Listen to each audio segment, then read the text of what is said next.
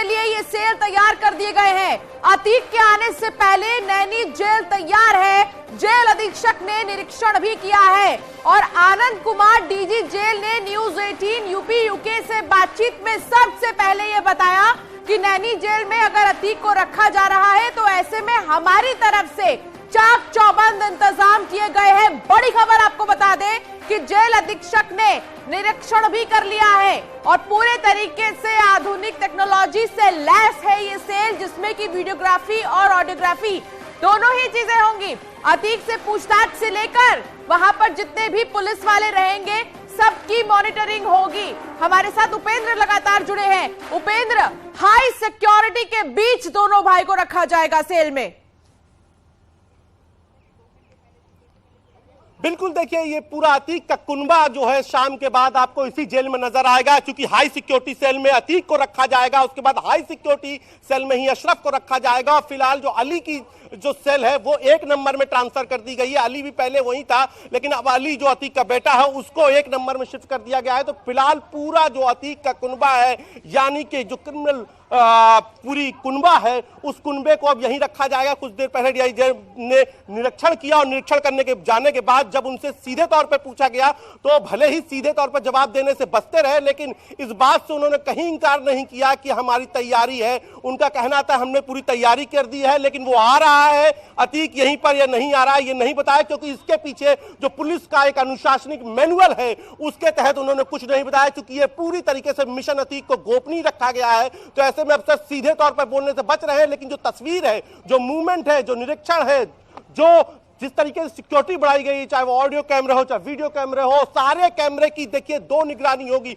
बड़ी बात तो ये है उपेंद्र की अतीक जैसे ही कुछ अपराधी वहां पर अभी भी सारे कैमरों का एक्सेस लखनऊ में दिया गया है, शिफ्ट कर दिया गया है। उनके पास के जितने भी बैरक्स है उनको खाली करा दिया गया है और अतीक और अशरफ को दोनों को ही एकदम अलग रखा जाएगा अन्य कैदियों से। बिल्कुल, देखिए दोनों को अन्य कैदियों से रखा जाएगा। और जैसा मैंने बताया कि जो अतीक के मददगार थे जेल में, चाहे वो फोर्स के रूप में हो, सिपाही के, उनकी भी लिस्ट सुबह ही मिल गई थी, इसलिए उन सबकी बैरिक को, उनकी जो ड्यूटी है उनको दूसरी बैरिकों में कर दिया गया, यानी दूर बैरिकों में, सामान्य बैरिकों में कर दिया गया। यानी किसी तरीके से भी अतीक का जो रसूख हुआ करता था, अब उस रसूख की जो जड़ें थी, उस जड़ों का भी अतीक को फायदा ना मिल पाए, इसलिए सारे लोगों को शिफ्ट कर दिया गया है। दूसरी जो बड़ी खबर है वो ये कि जो कैमरों का एक्सेस है, चाहे वो ऑडियो कैमरों का हो चाहे वो वीडियो कैमरों का, सारा एक्सेस यहां से लखनऊ में भी 2 जगह होगा, यानी कि सीधे लखनऊ से मॉनिटरिंग होगी अतीक के हर उस करवट की, अतीक के उस हर सांस की आहट जो है सीधे लखनऊ में मालूम चलेगी। यहां पर जो कैमरे हैं इसके अलावा उनका सबकी जो एक्सेस है वो लखनऊ में है। तो ऐसे में चप्पे चप्पे पे कैमरे हैं और फोर्स तैनात है और लगातार जो निरीक्षण है, लगातार जो अफसरों का मूवमेंट है वो ये बता रहा है कि अतीक को यहीं लाया जाएगा। हाई सिक्योरिटी सेल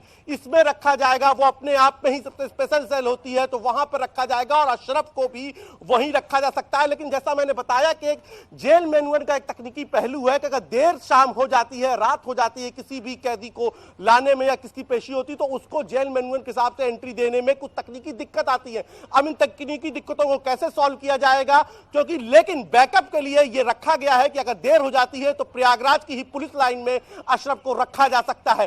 फिलहाल अली अंदर है और अब उसके पिता अतीक अहमद और उपेंद्र आप बने रहिए। इस बीच एक और बड़ी खबर बता दें, समाजवादी पार्टी ने कहा है कि अपराधियों के मन में खौफ है, ये अच्छी बात है। बीजेपी पर निशाना साधते हुए यह भी कहा गया है कि जिस मंत्री ने अतीक को संरक्षण दिया है उसके मन में भी डर पैदा होना चाहिए। सुनिए क्या कहा गया।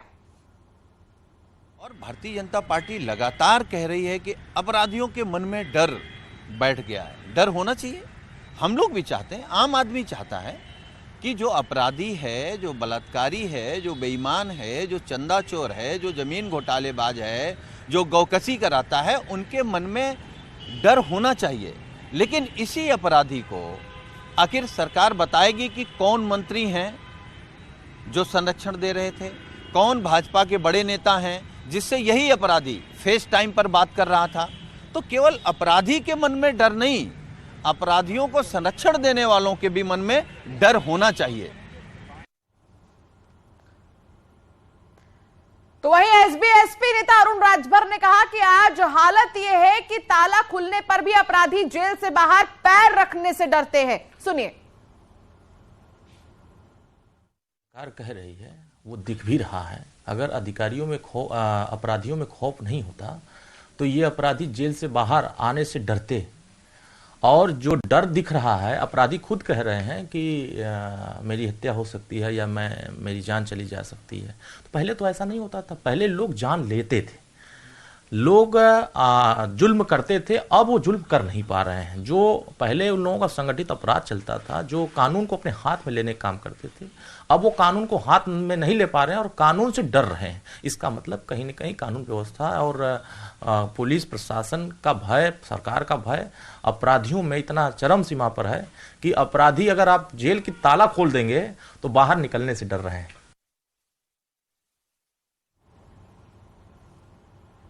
उमेश पाल की पत्नी ने न्यूज 18 पर बताया कि वो अब तक की कार्रवाई से खुश है। उन्होंने अपने जान पर भी खतरा बताया है और आरोपियों को फांसी की सजा दिए जाने की मांग की है। उमेश की पत्नी ने और क्या कहा, आपको सुनाते। देखिए, निश्चित तौर पर हमारे साथ उमेश पाल जी की पत्नी जयापाल जी हैं।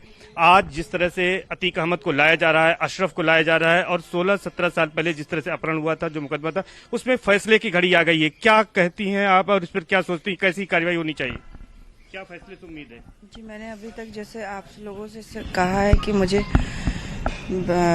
माननीय मुख्यमंत्री जी पे भरोसा है। उन्होंने जो कुछ भी किया है, मेरे साथ कर रहे हैं, वो मेरे लिए अच्छा कर रहे हैं। अब मैं उन्हीं पे ही सारी चीज़ें अपनी छोड़ दिया है, क्योंकि वो ही मुझे न्याय दिला सकते हैं। बाकी आगे कोई आदमी ऐसा कुछ कर नहीं सकता, वो चाहे जो करे, चाहे उसको। अच्छा, कैसी सजा चाहती हैं कि किस तरह की सजा मिले? अब चूंकि इसी केस से लौटते हुए आपके पति की हत्या भी कर दी गई थी। मेरे पति इनको जो है मतलब इनको जो है दंड देने के लिए करवा रहे थे। अब वो चाहे जो भी मौके हो, कानून के हिसाब से, और फिलहाल जो है जो कुछ करेंगे वो सब अच्छा ही करेंगे। अच्छा, 17 साल बाद ये करीब फैसला आ रहा है। 2006 की घटना है, 2007 में ये मुकदमा दर्ज हुआ था। फैसले को लेकर कितना इंतजार है और कैसा आप उम्मीद करती हैं, किस तरह का फैसला कोर्ट सुनाएगी, कितना कड़ा फैसला होना चाहिए? मैं उम्मीद लगा रही हूँ मैं इंसाफ मांग रही हूँ कि जो है कम से कम इसको जो है सजाए मौत हो और ये बचना नहीं चाहिए। ये जब अगर बच जाएगा तो फिर किसी न किसी की फिर हत्या कराएगा। शायद हो सकता है अगला मैं ही टारगेट बन जाऊं, क्योंकि मैं बयान दे रही हूं। और फिलहाल जो है मैं चाहती कि इनको अशरफ और ये अतीक अहमद ही खत्म हो। लेकिन यूपी में तो योगी जी की सरकार है। योगी जी ने विधानसभा में कहा था कि माफिया को मिट्टी में मिला देंगे। अब बाहुबली को लाया जा रहा है, लेकिन उसे डर लग रहा है। वो कह रहा है कि मेरी हत्या हो सकती है। जब अगले को तुमने मारा तो तब नहीं समझ में आया था। अब जो तुम्हारे पर आई तो तुमको ये लग रहा है कि मुझे डर लग रही है। तो जैसा करोगे वैसा भरोगे। तो ठीक वैसे ही भगवान उसके साथ भी दंड हो, वही तरह वो भी मारा जाए। कम से कम जड़ खत्म होगी, तभी ये जो क्राइम चल रहा है ये क्राइम भी खत्म होगा। अच्छा, आप कह रही हैं कि आप बयान दे रही हैं आपको भी सुरक्षा के लिए, तो क्या कोई गुहार लगाएंगी सीएम साहब से, क्या कहेंगी? फिलहाल मैं अपनी सुरक्षा उन्होंने दिया, सरकार ने दिया मुझे। आज मेरे पास सभी लोग बैठे हुए हैं और आगे भी ऐसी तरह से उम्मीद लगा के बैठी हूँ कि आगे भी मुझे इसी तरह से सुविधा मिलेगी। तो साबरमती टू प्रयागराज ये महा कवरेज, नॉन स्टॉप कवरेज, लगातार आप तक हर तस्वीर, पल पल की तस्वीर हम पहुंचा रहे हैं।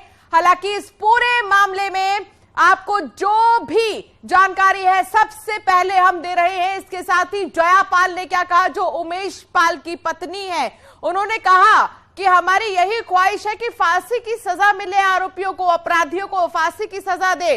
मुख्यमंत्री जी से बस यही गुहार है कि कड़ी से कड़ी सजा दे। अब ये दो तस्वीर आपको दिखा रहे हैं, अशरफ और अतीक का काफिला आपको दिखा रहे हैं। जहां पहली तस्वीर आप देख रहे हैं जो ये अतीक की है और अतीक का काफिला आगे बढ़ रहा है, और दूसरी तस्वीर जो दिखा रहे हैं वो अशरफ है। अशरफ का काफिला आगे बढ़ता हुआ नजर आ रहा है। दोनों ही प्रयागराज जाएंगे। इसके साथ ही आपको बता दें कि लगातार जो है बीच में गैप भी लिया गया था, एक लंबा ब्रेक लिया गया था झांसी में पुलिस लाइन में, करीब करीब 30 मिनट से ज्यादा का ब्रेक लिया गया था। और अशरफ का काफिला भी आप देख रहे हैं। संदीप हमारे संवाददाता हमारे साथ जुड़ गए हैं। संदीप, अशरफ का काफिला कहां पहुंचा, अभी की लोकेशन क्या है? देखिए, अशरफ का काफिला 9 बजे बरेली जेल से चला था और 120 किलोमीटर चल चुका है। लगातार काफिला चल रहा है और सीतापुर की ओर हम लोग लगातार बढ़ रहे हैं। अशरफ काफिले में अचानक रूट में भी बदलाव हुआ। पहले हरदोई होके लखनऊ जाना था, लेकिन अचानक जमुका के पास से डाइवर्ट किया गया रूट को और अब सीतापुर से लखनऊ जाएंगे। और काफिला पूरी सुरक्षा व्यवस्था के साथ है। जो स्थानीय पुलिस है वो रूट पे लगातार मार्च कर रही है। हर जगह लोग कौतूहल की तरह देख रहे हैं, वीडियो बना रहे हैं और तमाम भीड़ भी सड़क के किनारे लगी हुई है। आप देख सकते हैं न्यूज 18 की टीम काफिले के आगे चल रही है। जो सबसे एक्सक्लूसिव तस्वीर दिखा रहे हैं आपके हमारे वीडियो जर्नलिस्ट हैं अनिल, जो आपको एक्सक्लूसिव तस्वीर दिखा रहे हैं। सबसे आगे काफिले के आगे न्यूज 18 की टीम है और ये पुलिस टीम बदल गई है और यहाँ पे पसगवा टीम लग गई है। हम अपने वीडियो जर्नलिस्ट अनिल से कहेंगे कि पसगवा फोर्स को दिखाएं। ये पसगवा टीम लग गई है पुलिस की। दूसरे जो पिछला थाना था उसकी पुलिस फोर्स हट गई है। अब पसगवा टीम फॉलो करेगी और जहां तक उसका थाना क्षेत्र होगा वहां तक इस काफिले को पार कराया। वैसे जो काफिले के साथ सुरक्षा व्यवस्था चल रही उसमें 5 गाड़ियां हैं, जिसमें 25 पुलिस के कर्मी और अफसर मौजूद है। सीओ रैंक के अफसर मौजूद है, इंस्पेक्टर रैंक के और सब इंस्पेक्टर रैंक के अफसर मौजूद हैं। इसके अलावा अन्य पुलिसकर्मी, साथ ही एसटीएफ की टीम भी मौजूद है।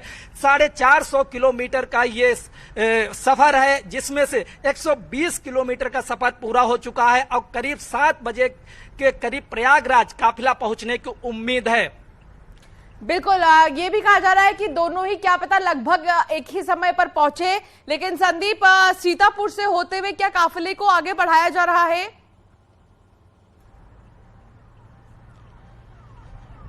बिल्कुल, अभी सीतापुर काफिला नहीं पहुंचा है। सीतापुर पहुंचने में करीब अभी 45 मिनट लगेंगे। इसके बाद लखनऊ जाएगा, लखनऊ से रायबरेली, रायबरेली से वाया प्रयागराज काफिला पहुंचेगा। इसको लेकर आगे के थानों को अलर्ट कर दिया गया। जो भी थाने रास्ते में पड़ेंगे उनका एसएचओ पूरी टीम के साथ अपनी सीमा को पार कराएगा और जब उस थाने की दूसरे थाने की यानी कि पुलिस मिल जाएगी उसके बाद ही वो एस्कॉर्ट से बाहर होगा। बहुत ही सुरक्षा व्यवस्था मजबूत है। जितने भी संपर्क मार्ग हैं वहां पे ट्रैफिक रोक दिया जा रहा है, पुलिस लगा दी गई। इसके अलावा लोग रोड के किनारे से वीडियो बना रहे हैं। अशरफ के काफिले की सूचना थी लोगों को कि इधर से गुजरने वाले, ऐसे में लोग वीडियो भी उन्हें कौतूहल का विषय बना हुआ है लोगों के लिए। लेकिन पुलिस पूरी तरीके से अलर्ट है। हर जो भी पॉइंट्स हैं जहां पे संपर्क मार्ग हाईवे से जुड़ता है वहां पे ट्रैफिक रोक दिया जाता है। हर पॉइंट पे पुलिस तैनात है। इसके अलावा एसएचओ, जो भी थाने का एसएचओ है, वो संदीप बने रहिए, मैं वापस से आपके पास आऊंगी। मैं शंकर हमारे साथ जुड़े हुए हैं। शंकर, अभी अतीक का काफिला कहां पहुंचा, क्या लोकेशन है अतीक के काफिले की?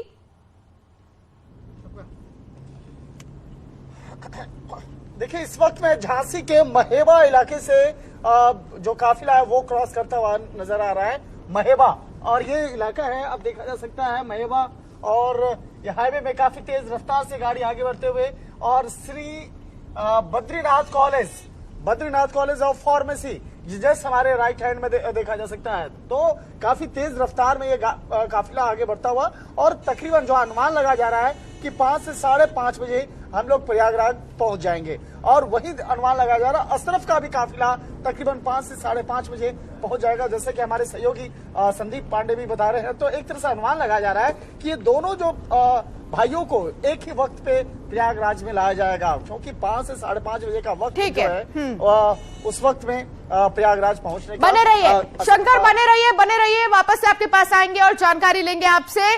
तो अतीक को लेकर यूपी पुलिस जब प्रयागराज के लिए निकली तब माफिया की शक्ल देखने लायक थी। चेहरे पर खौफ, दिल में दहशत और कपकपाते होठ। देखिए आखिर अतीक के खौफ के पीछे की कहानी क्या है, क्यों इस कदर यूपी आने से डर रहा था ये माफिया।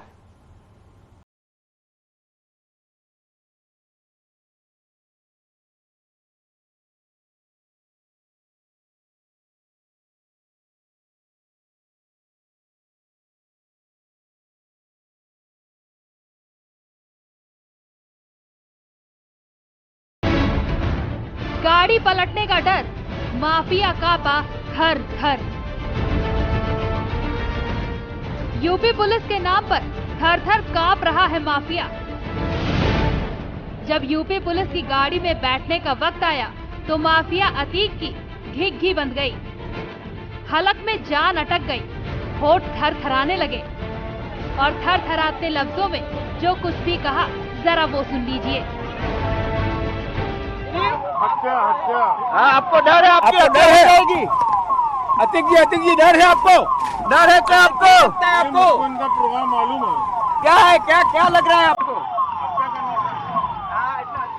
माफिया अतीक के दहशत और उसके डर की वजह है एनकाउंटर का खौफ, और इस खौफ की वजह है वो बयान जो यूपी सरकार के 2 मंत्रियों ने दिए। अपराध को बढ़ाना, अपराधियों को बढ़ावा देना, ये काम समाजवादी पार्टी के नेता करते रहे सदैव। तो किस तरीके से उनको नियंत्रित किया जाए ये मुख्यमंत्री जी कर रहे हैं। अपराधी माफिया गिरफ्त में आ जाता पुलिस की तो गाड़ी में शांति से बैठा रहे ताकि वो सुरक्षित तरीके से जेल पहुंच जाए।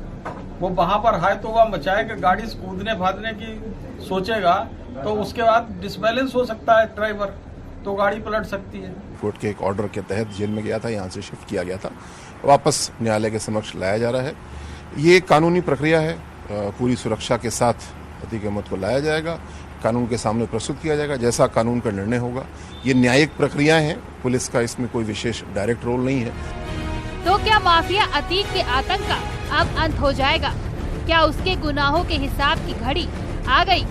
क्योंकि एक तरफ कोर्ट 28 मार्च को उसके गुनाह की पहली सजा सुनाएगी, तो दूसरी तरफ डिप्टी सीएम के बयान के भी मायने निकाले जा रहे हैं। यही वजह है कि माफिया अतीक को एनकाउंटर का खौफ कई गुना बढ़ गया। यदि कोई क्राइम हुआ है, नामजद एफआईआर हुई है, कोर्ट के माध्यम से उसको पेशी पर संबंधित कोर्ट में प्रस्तुत किए जाने की कार्रवाई चल रही है, तो मुझे या विपक्षी दलों को क्या मतलब है? हम सब जानते हैं कि हमारी सरकार प्रतिबद्ध है कि उत्तर प्रदेश में हम कानून का राज स्थापित करेंगे। यहां किसी गुंडे, माफिया, मवाली की अब चलने नहीं पाएगी। माफिया अतीक को 45 जवानों के सुरक्षा घेरे में यूपी लाया जा रहा है। इंसाफ की डगर पर अपनी सजा सुनने के लिए माफिया प्रयागराज के करीब बढ़ रहा है। सरकार ने तय कर लिया है, अब अपराधी नहीं बच पाएंगे, इंसाफ होगा, हर अपराधी का हिसाब होगा, फिर चाहे अतीक जैसा माफिया ही क्यों ना हो। जो लोगों ने जनादेश दिया है प्रदेश की महान जनता ने, उसमें हमारा संकल्प है कि हम अपराध से और अपराधियों से मुक्त करेंगे उत्तर प्रदेश में, और सरकार उसी रास्ते आगे बढ़ रही है कि जो भी दोषी हैं, जो अपराधी हैं और जिन्होंने अनैतिक काम किए हैं, गरीबों के अधिकार जिन्होंने छीने हैं, गरीबों अधिकारों पर जिन्होंने डाका डाला, सबके खिलाफ कार्रवाई। रविवार शाम को अतीक का काफिला जब गुजरात के साबरमती जेल से यूपी के लिए रवाना हुआ तो सियासी हलचल तेज हो गई। इधर यूपी पुलिस अतीक को लेकर प्रयागराज के रास्ते आगे बढ़ रही थी, उधर कई सियासी दलों के नेताओं की धड़कनें तेज हो रही थी। हालांकि सपा नेताओं का कहना है कि अकेले अतीक ही क्यों, दूसरे अपराधी का नाम भी सामने आए, उनका भी हिसाब हो, उन्हें भी कानून की जद में लाया जाए। हम लोग ये चाहते हैं कि जो भी अपराधी हो उसके खिलाफ कार्रवाई हो, और जो उत्तर प्रदेश में 50 से अधिक मुकदमे लगे हुए हैं उन सब लोगों के नाम प्रदेश की सरकार जारी करे और जनता ये जान जाए कि 50 से ऊपर आपराधिक मुकदमे किसके ऊपर हैं और किस पर कार्रवाई होगी। फिलहाल दूसरे अपराधियों का जो होगा सो होगा, लेकिन अतीक के गुनाहों के हिसाब का वक्त करीब आ गया है। यूपी पुलिस का काफिला तेजी से प्रयागराज की तरफ बढ़ रहा है। माफिया अतीक अपने एक एक गुनाह को याद कर रो रहा है।